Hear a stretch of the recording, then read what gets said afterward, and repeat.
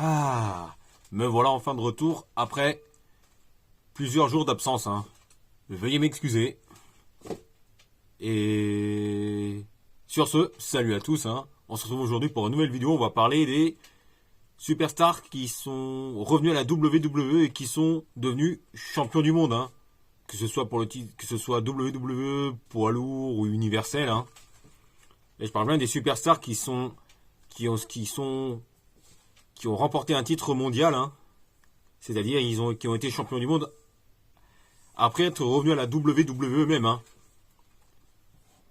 Et c'est pourquoi, après le retour de Cody Rhodes à la WWE, même s'il n'est pas encore champion du monde, il n'a pas été encore, mais il le sera peut-être probablement à WrestleMania 39 face à Roman Reigns. Je me suis dit, pourquoi pas faire cette vidéo sympathique sur les superstars qui sont revenus à la WWE, qui sont devenus champions du monde quelques mois après le retour à la WWE, évidemment. Première superstar à être revenu à la WWE et être devenu champion du monde, il s'agit, excusez-moi, de Jeff Hardy. Et comme vous le savez, Jeff Hardy a été champion par équipe avec son frère Matt Hardy, et ont formé l'équipe des Hardy Boys, qui a longtemps connu le succès, en équipe avec les nombreux titres à leur énorme palmarès. Mais c'est surtout Jeff Hardy qui est le plus populaire auprès des fans de la WWE, et surtout auprès de l'univers de la WWE, surtout auprès des fans de catch de la génération Catch Attack sur NT1. Et Jeff Hardy fait son retour, je crois, en 2006, 2007, je sais plus, bref, ça a vérifié. Et Jeff Hardy va, après être passé notamment par la TNA, qui est désormais, je crois, Impact Wrestling, fera son retour à la WWE vers la fin des années 2000, et obtiendra d'abord le titre intercontinental.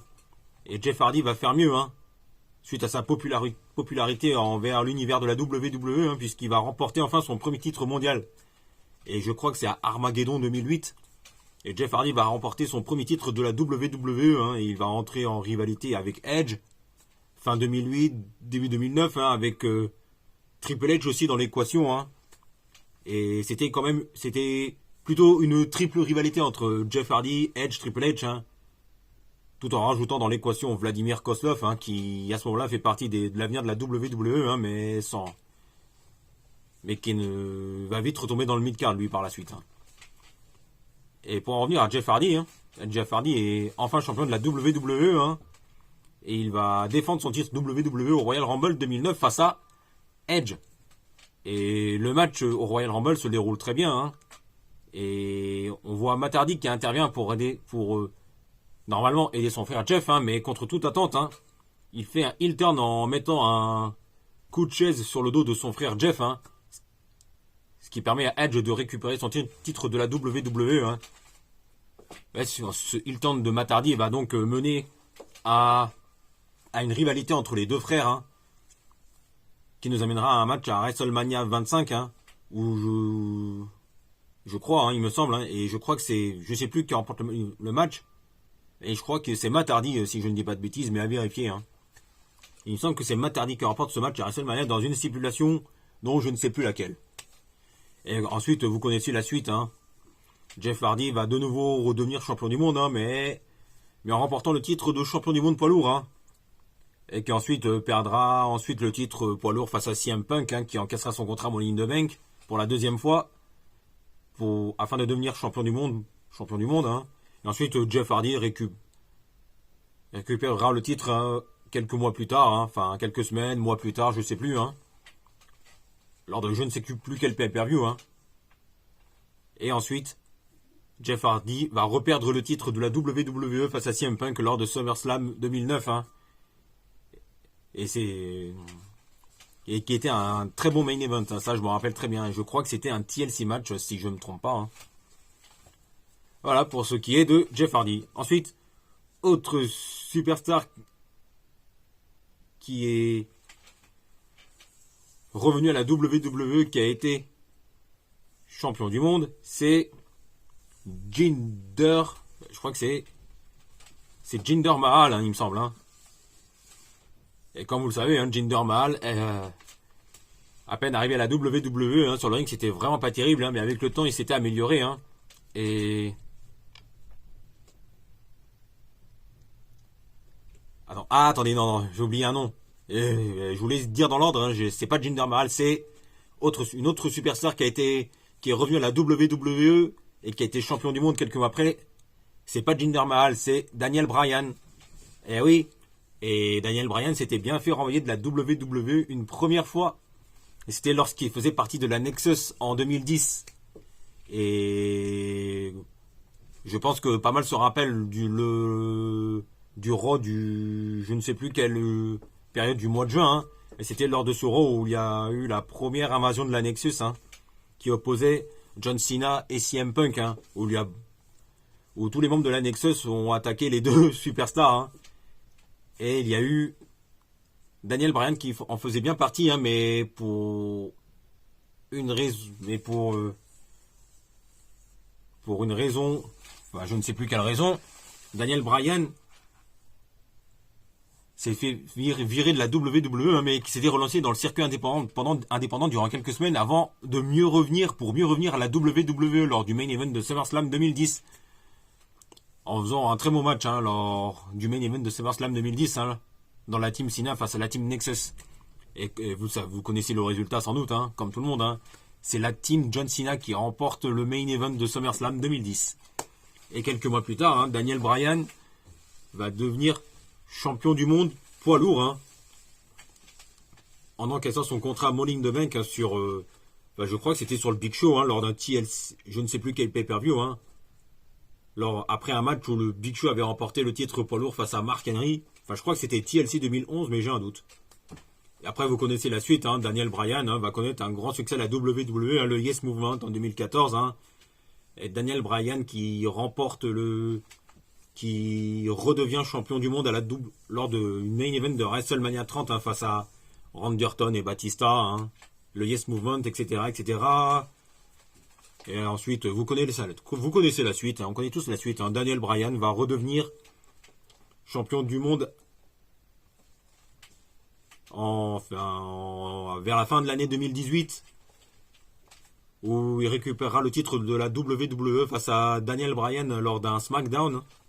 Je crois que c'était lors de SmackDown avant les Survivor Series, si je ne me trompe pas. Et ensuite, Daniel Bryan, en faisant un heel turn, grâce à sa nouvelle gimmick, son nouveau personnage de New Daniel Bryan, va avoir un plutôt bon règne, hein, qui se terminera lors de WrestleMania 35 face à Kofi Kingston, hein, qui remportera le titre de la WWE pour la première fois de sa carrière. Et c'était lors de la période, Kofi Mania. Ensuite, autre superstar qui a été champion du monde après être revenu à la WWE, là cette fois-ci c'est la bonne, c'est Jinder Mahal. Et comme vous le savez sans doute, hein, Jinder Mahal est un éternel mid-carder, hein, habituel, et qui a fait partie des 3MB avec un certain Drew McIntyre, hein, dont on en reparlera quelques instants après. Vous savez, Jinder Mahal s'est fait virer une première fois, et qui ensuite est revenu à la WWE, hein, et en 2017, chose improbable qui s'est produite, et ben c'est Jinder Mahal a remporté le titre de la WWE face à Randy Orton lors de je ne sais plus quel pay-per-view. Enfin, je me demande si c'était pas Backlash déjà. Bref, j'ai un doute. Bref, c'est pas grave. Hein. Et Jinder Mahal a été champion de la WWE. Hein, c'était surtout pour faire la promo du marché indien à la WWE. À l'époque, je crois. Hein. Et le règne de Jinder Mahal va quand même durer pas mal de mois. Hein, et du coup, ensuite, le titre mondial est passé au second plan, hein, jusqu'à ce que AJ Styles récupère le titre de la WWE, hein, lors d'un SmackDown en 2017 face à Jinder Mahal. Ensuite, autre superstar qui s'est fait virer et qui est revenu à la WWE et qui est devenu champion du monde quelques mois après, c'est Drew McIntyre. Et avec, comme vous le savez sans doute, hein, Drew McIntyre, hein, est arrivé une première fois à la WWE, hein, sous sa gimmick en tant que Chosen One. Hein, et alors qu'il était promis à un bel avenir, hein, Drew McIntyre n'est pas suffisamment mis en avant, hein, ce qui fait qu'à cette époque-là, il était un petit peu trop green, un peu trop frêle à l'époque. Ce qui fait qu'il reste éternellement dans le mid-card. On va y arriver. Et ce qui fait qu'il se retrouve dans le dans la faction des 3MB, hein, dans le Comedy Wrestling avec Jinder Mahal, ce qui fait que Drew McIntyre se fera ensuite virer et qui va ensuite revenir quelques années plus tard, hein, à la WWE, hein.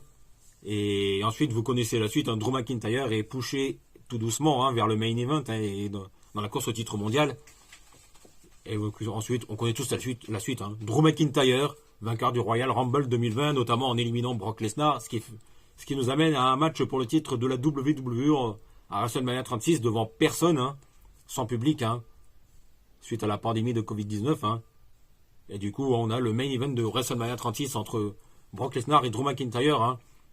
Et ensuite, on connaît tous la suite, hein. Drew McIntyre remportera son premier titre de la WWE, hein. Et même s'il y avait, et bien qu'il n'y avait personne à ce moment-là, hein, qu'il n'y avait plus de public temporairement, hein, durant de longs mois, Drew McIntyre a quand même eu un très bon règne, hein, et qu'il a propulsé définitivement en tant que main eventer, hein. Et ensuite, il a eu sa nouvelle musique d'entrée, qui a la classe, hein. Même si j'aimais plutôt bien l'ancienne musique de Drew McIntyre, hein, le Broken Dreams. C'est celle que je préférais. C'est celle que je préfère, hein, parmi les entrées de musique d'entrée de Drew McIntyre, le kebabier écossais, comme dirait Sturie. Et ensuite, vous connaissez la suite, hein, Drew McIntyre, hein. Drew McIntyre s'est offert un second souffle à la WWE et ça se passe très bien pour lui. Pour le kebabier écossais, comme dirait Sturie. Ensuite, autre superstar revenu à la WWE et champion du monde quelques mois après, ou je dirais plutôt, 2 ans, 3 ans après, c'est Bobby Lashley. Bobby Lashley, le Almighty, car oui, Bobby Lashley, hein, lors de son premier run à la WWE, hein, il était champion de la ECW, hein, en faisant partie du ressort de la ECW, hein. Tout s'est très bien passé pour lui, hein. Et ensuite, il a quitté la WWE, hein, où il a fait le tour des nombreuses fédérations, hein, notamment de Impact Wrestling, hein, où ça s'est très bien passé, hein. Ensuite, il est revenu à la WWE, hein, lors du Raw après WrestleMania 34 en 2018, hein. Même si depuis son retour à ce moment-là, hein, il s'est retrouvé dans des programmes un peu moyens, hein, notamment face à Sami Zayn, hein, dans le programme face à Sami Zayn où le programme était plutôt malaisant, hein, mais je ne vais pas refaire l'histoire et je pense que vous voyez de quoi je parle.